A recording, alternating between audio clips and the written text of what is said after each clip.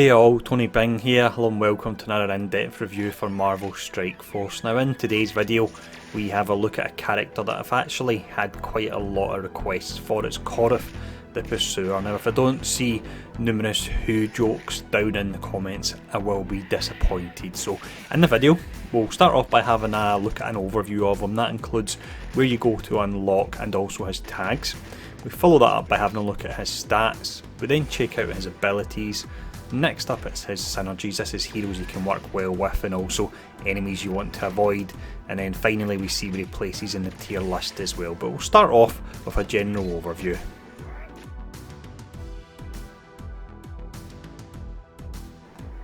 Korath then is a pretty simple character. He's all about dealing high single target damage, and he actually has a nice bit of utility in his kit as well. Now we start off by looking at his tags anyway, and they're actually pretty good. You've got Villain, Cosmic, Tech, Blaster, Kree, and then Mercenary. So you do have some synergies with Kree and Mercenary characters, but they aren't really that powerful.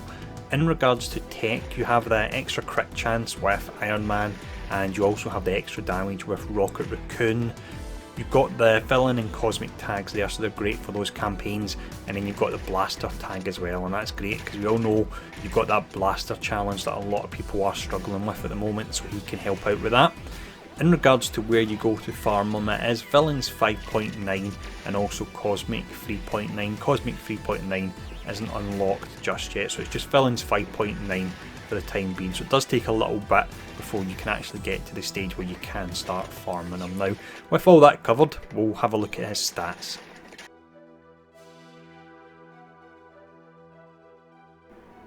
For the stats here then, we have 6 in total to look at. We'll check out 3 offensive stats and 3 defensive stats, and we base these on a rating of A to F, and I've come up with that by looking at the maximum and minimum stats for each different character, removing outliers, and then broken that down into the 6 different categories there. So the first one we'll look at, this will be the offensive stats.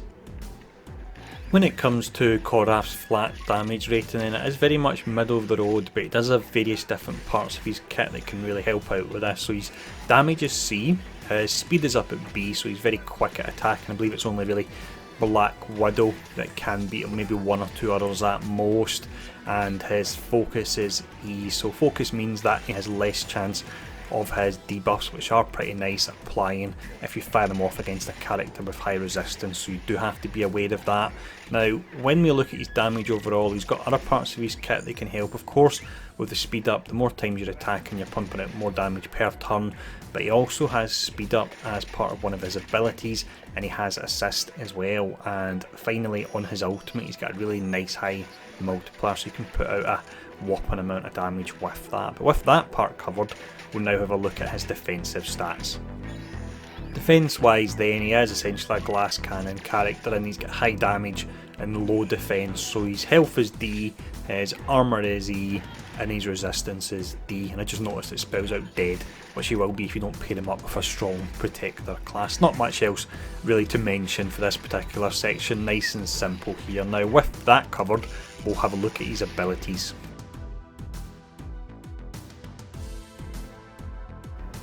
For the abilities here then, we have 4 in total to look at. It's the basic, special, ultimate, and also the passive. Now when I discuss each of them, I'll actually show off the tooltip with the details of the skill maxed out, so you can see the character at their full potential. And then what I'll do is I'll let you know if it's a skill that's worthwhile actually maxing out, or if you want to stop earlier on because it doesn't scale as well. Now the first one we look at, this is the passive called Hot Pursuit. So with this you gain speed up for 2 turns on enemy death, and also speed up for 2 turns on spawn. Now the moment this skill is bugged in that the speed up on spawn doesn't actually activate until you have your turn, so it doesn't mean you'll be the first person attacking. What happens is you get your turn, you get the speed up, and it's instantly off straight away on that particular turn, so it really is a pity. And for that reason, at the moment, I would say take this skill up to level 3, because what that will do is it will give you the 100% chance for speed up, and it's 1 speed at the moment on enemy death, and it gives you the 50% chance on spawn, which isn't a problem because the on spawn doesn't really do as you would imagine it would. So next up anyway, we'll have a look at his basic. For the basic, you have a skill that works quite well with his high attack speed. This is called Smart Linked Rifle. So with this, you attack the primary target for 190% damage, which isn't the highest, but it does actually have 40% piercing, so that's nice when you're going up against targets that have high armour, and it also applies slow for 1 turn as well. So with your high speed, slowing down the enemy, this can be a really nice combo. In regards to how high you would want to actually take this skill, I would say take it up to level 6, although that is the highest we can take it up to at the moment, but once we can take it to level 7 I would actually hold off, because the only difference is that rather than having a 100% chance to apply slow, you have a 90% chance, which is still really high, and because the slow is only against one single target, don't value the crafting materials ratio to that extra 10%. And if it was maybe against multiple targets, yes, but not for against a single target. For the special, we have a skill called Target Lock. So with this, you attack the primary target for 260% damage and you apply taunt to target for 1 turn. And this is really nice because he has that high attack speed. The chances are that when you're going up against any tanks, he'll act before them, so you can apply taunt onto a glass cannon character, and then if the tank taunts in the next turn, you can still focus on the glass cannon and burn them down. The only real character this wouldn't work against would be if you were going up against Drax, for example, because you would have to target him.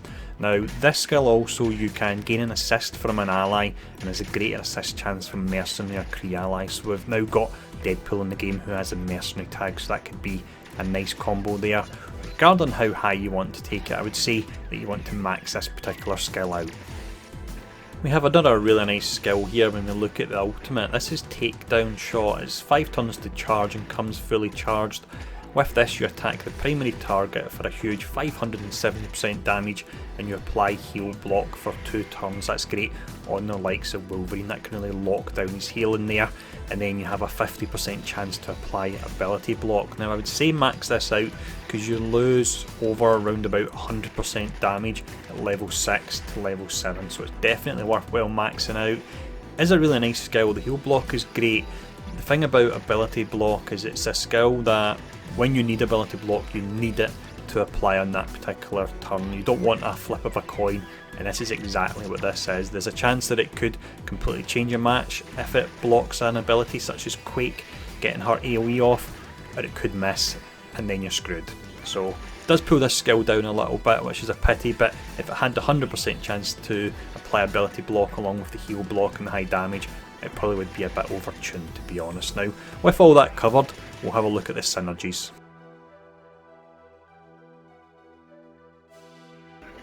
When we look at characters that he can work well with, this all really comes down to his special skill where he has an increased chance of an assist from a mercenary or a Kree ally. So you've got Deadpool first, he falls under the mercenary tag. This is good if you're going up against a team that's got a lot of minions, because on Deadpool's basic he'll do additional damage to minions.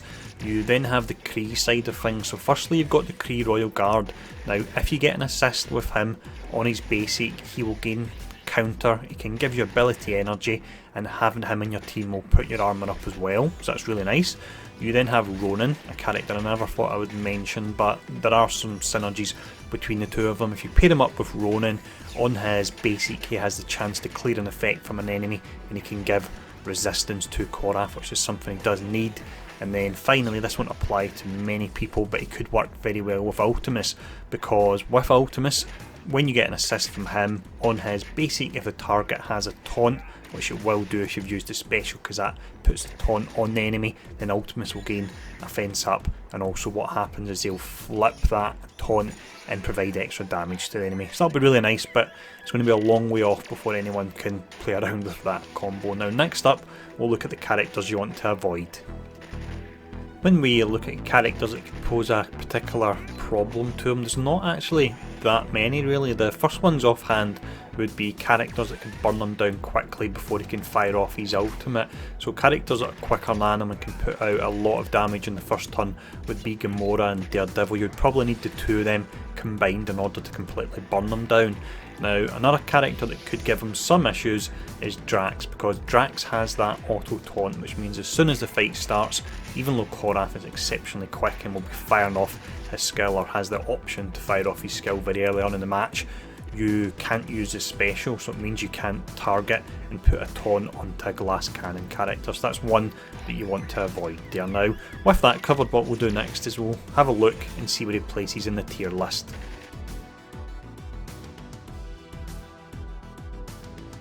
For this tier system here then, we have 5 different ratings, the most powerful characters being on the left, that's the mega level characters, and as we go from left to right we get all the way down to level 1 where we've got Scientist Supreme sitting there on our own at the moment.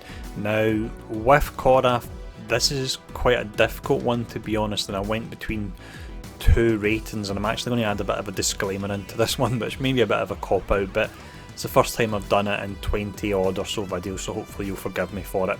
Now, I would actually place him as a level 3 character at the moment, so that puts him in with the likes of Electra, Winter Soldier and Nebula, who are all great characters. Now, when it actually comes to the tiers as well, I do feel that there's characters that are in a particular tier, but they may be at the high end of the scale or at the low end of the scale. So Winter Soldier, for example, would be at the high end of a level 3, almost hitting alpha. Hulk, for example, would be at the low end of level 3 and he's very close to being a level 2 character. Now Korath is at the high end of level 3, so he is very close to being an alpha character, and this is where we get to the disclaimer which I'll talk about. So firstly anyway, we look at his positives. You've got the fact he's got really nice tags there, and you've got his piercing, you've got the slow, you've got the ability to apply taunt, you've got the heal block, you've got ability block. It's an absolute ton he's got in his kit, and he's got his high speed as well. Now the downsides are the fact that he doesn't have any AoE, so he's all about taking out single targets. He does have low resistance, so can be stunned or slowed down, and ability block is very nice, but it's something that when you fire it off you need it to work in that particular turn. You don't want a 1 in 2 chance for it to work, and as we mentioned earlier in the video, it can be the difference between winning or losing a match if it actually applies or not. You've got the bug on his passive that means it's a bit less useful than it could be. Regarding where he would fall level 3 or alpha, I would say that if you still have to work your way through the Cosmic campaign and finish that troublesome blaster challenge, then he would be an alpha character for you because his tags are adding more weight to him. If you've done them, then he would probably fall into a level 3 character, and he's a very good character, can fit into a lot of teams, but he's nothing really exceptional. He doesn't offer anything that some of the other characters can do, such as, like, as mentioned already, Winter Soldier, Electra and so on. They all have high damage and utility in their kit as well. So as always, I hope this particular video was useful. Next up, it's potentially Daredevil, because I don't think I'm going to get Deadpool unlocked just yet, but as soon as I do unlock him, rest assured I will get a video out for him. So as always, thanks for tuning in for this, and I'll see you all again soon.